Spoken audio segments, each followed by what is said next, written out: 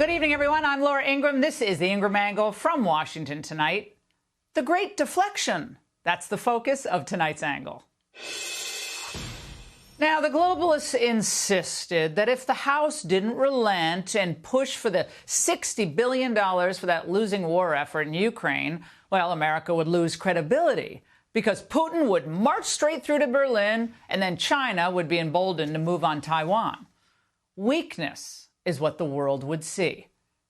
But now that Speaker Mike Johnson has made Zelensky, Raytheon, and Northrop Grumman very happy by getting that money for Ukraine, we all have our respect back as a country, right? Of course not. If you care about the way America is perceived around the world, you should be enraged that Donald Trump is on trial in New York. These are the types of election year shenanigans that happen in other countries, in third world autocracies, not in the United States. Come on. But his press minions are ecstatic. Anything to avoid covering the border or gas prices or food prices. From where I was sitting, he seemed basically inert. He kind of slumped his shoulders and was kind of, I'm a slump-shouldered person. He was kind of slump-shouldered like this when he came in, and while he was sitting there, he was kind of leaning heavily on the desk. There were times when he leaned from one side to the other. He seems thinner than I have seen him in the past. He seems considerably older, and he seems annoyed, resigned, maybe angry. He seems like a man who's miserable to be here. I'm no body language expert. He seemed old and tired and mad. Well, look, if that's the new barometer, well, what's Biden's excuse? Because if Trump is mad, he has a right to be, and so do all of you. An impartial observer knows that the New York media is doing everything it can to influence the jury. On the eve of the trial, the illustrious New York Slimes published a piece titled, "Will a Mountain of Evidence Be Enough to Convict Trump?" In the official record, the case is known as the people of the state of New York versus Donald Trump. And for now, the people have the stronger hand. They have insider witnesses, a favorable jury pool, and a lurid set of facts about a presidential candidate, a payoff, and a porn star. Now, every juror should have been asked. I don't think they were. Maybe they were. I don't think they were. If he or she read or even skimmed or even saw that headline, read that article. And by the way, the New York Times doesn't even pretend to be objective. You have to read to the end to read the pivotal point about how their star witness, Michael Cohen, has his own credibility issues to overcome. Of course, he's a convicted felon and an admitted liar. But at least he has non-lawyers on TV trying to lend a hand. Sometimes you have, and you've all talked about having a witness that you have to rehabilitate when they get on the stand. I think it's also true that Michael Cohen, along with the documents, but just his personality, he may actually be a very good witness, especially with these jurors. I mean, wait and see, but he communicates well. He communicates well. Low bar. The man's a jughead, and even if former celebrity reporters can't see it, he's a jughead.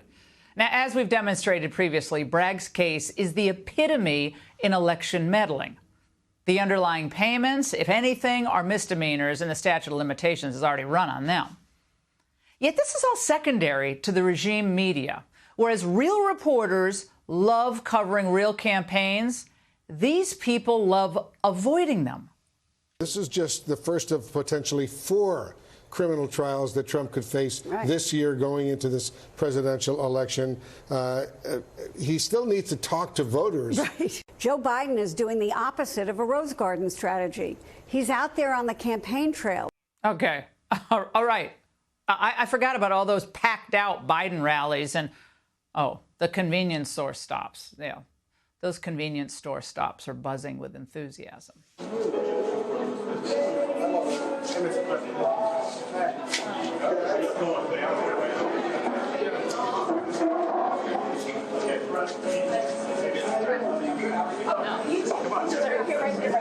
The only one excited was the cameraman there. I don't even think that person was too excited. Now, almost everything you're going to hear about this trial, almost everything, is pure propaganda at this point. It's meant to demoralize Trump supporters, but what it really does is expose the media. He sits behind the defense table in that courtroom. His political team has been scrambling, trying to figure out how to improvise his campaign schedule. They get one day a week. It's a Wednesday in the middle of the week. There's only so much you can do with the limited time that they have. Only so much you can do with the limited time they have. Again, a real journalist would be concerned that the voters are getting a distorted picture with Trump sidelined by a state prosecutor of the opposite party. A real journalist would see that if this practice becomes the norm, we'll never have a real election again, just a series of bogus indictments by state AGs or city DAs designed to skew the campaign. But look, these phony journalists aren't thinking about the ramifications of any of this. They're just relishing the moment and acting as the unofficial comms team of the Biden campaign. It seems as though Biden is closing the gap that Donald Trump had. They were supposed to have a campaign rally in North Carolina. Now, with nothing on the schedule, there is nothing for about over a week. The reality now sinking in that it can't just be Wednesdays and Saturdays in this kind of campaign. Well, that's the whole point, isn't it? Just as Biden needed COVID as the excuse to keep him in the basement, he now needs Trump stuck in court and off the trail if he's ever going to have a prayer of re-election and a bunch of drop boxes. Now, will this work?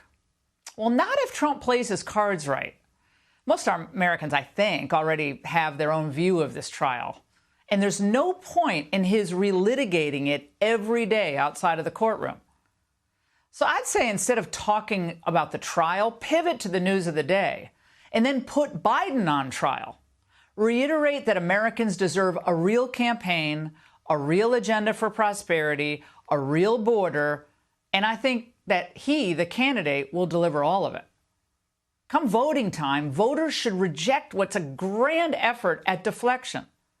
And remember that it's Biden's record that's on trial, and he should be convicted on multiple counts of aggravated assault, causing grievous injury to the America we knew and still love.